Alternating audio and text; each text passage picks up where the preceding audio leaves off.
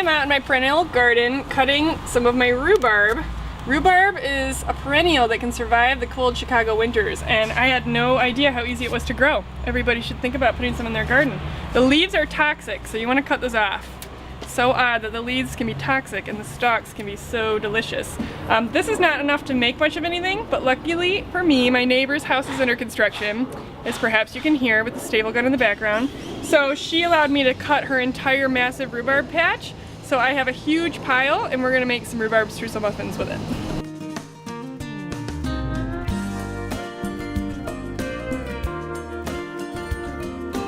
I've got all my dry ingredients in here. I have half whole wheat flour, half regular flour, some ginger and cinnamon spices, also some baking soda and salt. I don't sift it, but I do take a whisk. And it's important that the dry ingredients are all mixed together. We're gonna start like you do with most baked goods, putting some room temperature butter in the mixer. You can use a handheld mixer also. I just am using my KitchenAid paddle mixer. And we're gonna mix that with the sugar. We use only brown sugar in this recipe, which is probably why it tastes so good, and also the sweetness offsets the sourness of the rhubarb. And then we're just gonna let the KitchenAid do the work, mixing the butter and the sugar together. When the butter and the brown sugar is whipped together and incorporated, probably a couple minutes, you're gonna add 1 egg and mix that in. And once your egg is incorporated, we're actually going to alternate the dry ingredients that we whisked together and a cup of sour cream. Okay, so we'll start with a little sour cream. If you want to do half the sour cream, then we're going to do half the dry ingredients, and then back to the sour cream and finish up with the dry ingredients till it's all incorporated.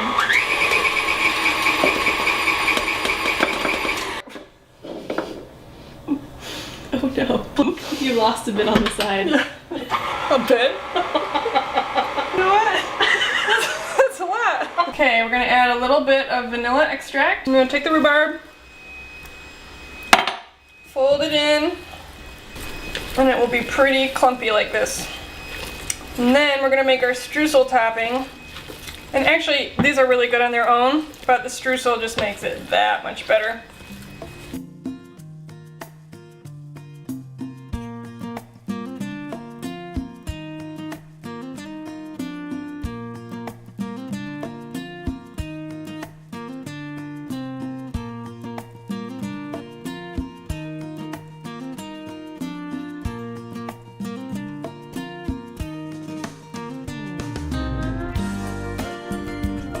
So here we have rhubarb streusel muffins. Make sure to let them cool about 5 minutes before popping them out of the pan.